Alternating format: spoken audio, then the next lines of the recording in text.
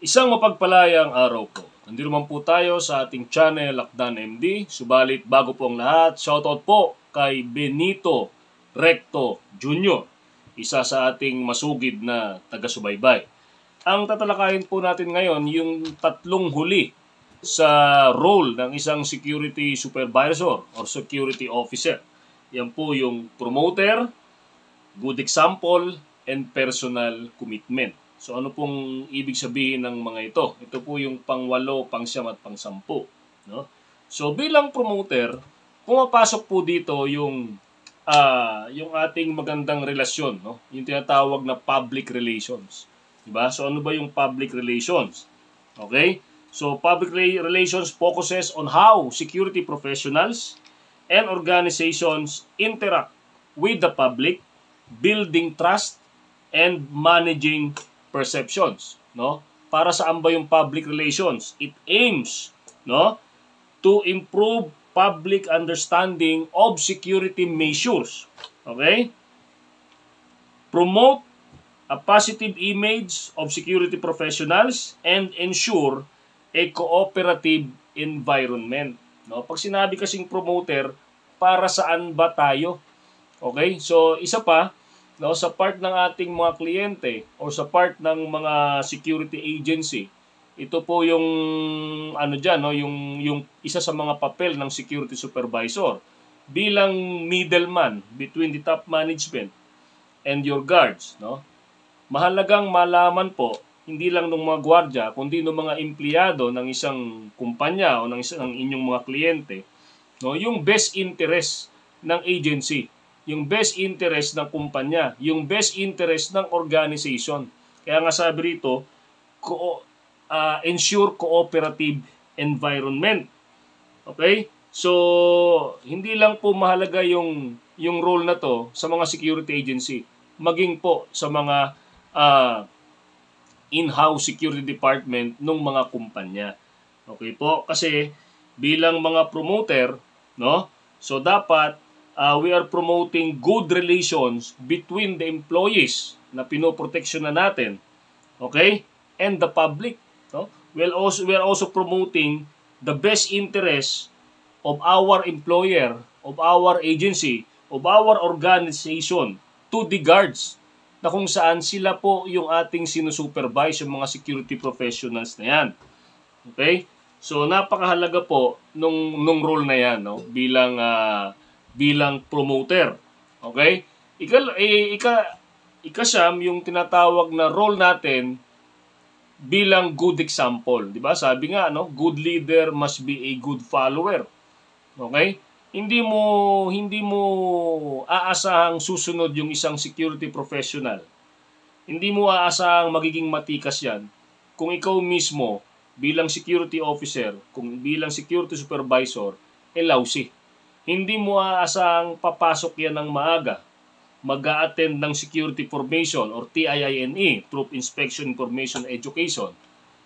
Let's say, nagtakda ka ng alas 6, no?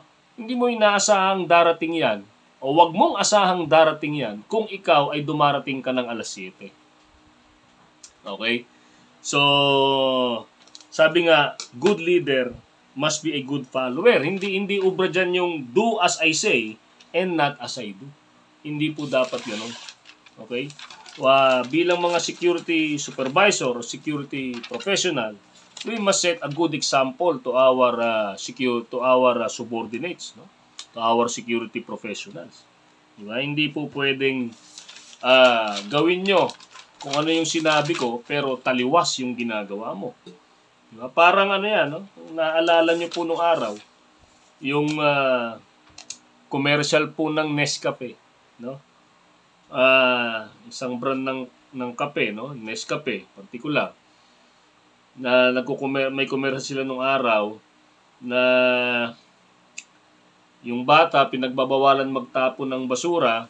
Then later on, habang naglalakad yung bata, nakita nung bata na yung isang legal age, yung isang matanda, nagtapon ng basura sa kalsada, samantalang siya pinagbabawalan. Diba? Tapos ang caption niya, ang ginagawa ng bata ay nagiging tama kung ginagawa ng mas matanda. Diba? So parang sa mata po ng bata, tama pala yun kasi ginawa ng matanda. So tayo ganun din. Bilang mga leader, we must set an example to them. Bilang mga security officer, bilang mga security supervisor, we must lead by example. No? So, good leader must be a good follower. Diba? So, yun po yung isa sa mga role natin dito. No? Good example. Okay? Yung ikasampu po, personal commitment. No? So, para saan ba tong personal commitment? Okay? So, dapat dito, alamin natin ano ba yung goal ng ating kliyente. Ano ba yung objective kung kayo man ay nasa agency? Ano ba yung objective ng agency? No? Kung kayo ay nabibilang sa isang organization, no? Ano ba yung objective, yung goal, yung mission ng organization? Because it is a must na dapat alam natin yung objective, alam natin yung goal, no? Kasi our actions, no, must be taken with the best interest of our organization, of our agency, of our company, or of our clients, no? No? Having in mind their goal.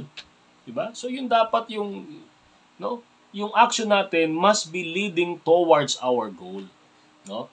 Our action must be in the fulfillment, no, of our objective. Okay po? So yun po yung sinasabi ritong personal commitment. Halimbawa, dito po sa ating, ano ba yung magagawa natin? What would be best for our organization? Ano ba yung magagawa natin para sa organisasyon? Para sa kumpanya, para sa ahensya? Diba? Sabi nga ng isa sa ating mga bayani, no, na si Manuel Quezon, di ba? Huwag mong itanong kung ano ang gagawin sa iyo ng bayan, kundi ano ba yung magagawa mo sa bansa mo. Di ba? Yun dapat. Kasi lagi raw tinatanong ng mga mamamayan, ano bang gagawin ng bayan ko sa akin? Anong gagawin ng gobyerno sa akin? Diba? Yun daw ang laging tanong. Ang sabi ni Quezon, wag mong itanong yan. Ang itanong mo, anong magagawa mo para sa bayan? Okay? So, ganun din po dito, personal commitment. Halimbawa, ito pong pagbablog po natin, itong pagbibigay natin ng mga libreng lecture, no? Dito po, sa social media platform na to. Wala naman pong nag-utos sa akin ito. Wala rin pong nagsabi sa akin na eto gawin mo. Out of nowhere, ito po ay napag-isipan lang natin, napag-desisyonan lang po ng kusang loob. Kumbaga, ito po ay kaya po meron akong ganito because of my commitment, my personal commitment to the whole security organization. Ano pong commitment ko rito? No?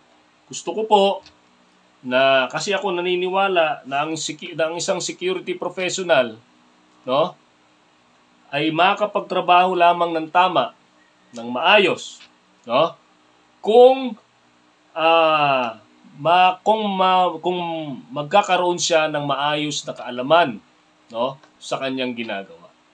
Diba? So, kaya may mga pagkakamali yung ating mga security professional. No, hindi naman dahil sinadya nila 'yon, no? Kundi dahil sa minsan kakulangan ng kaalaman, kung minsan yung kanilang mga immediate superior or yung mga client representative, no? Yung mga namumuno sa kanila ay mayroong hindi maayos na instruction. Di ba? Magulo. Di ba?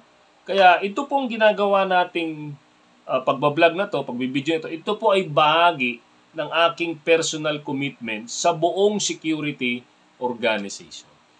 So, yan po sa ngayon, no? Yan po yung 10 role ng isang security supervisor and officer. Okay? Sa mga susunod po, magtatalakay pa po tayo ng ibang mga topic at umasa po kayo na patuloy po tayong makapagbigay ng mga kaalaman sa ating mga security professional. So maraming salamat po. Stay safe, be alert, and be aware.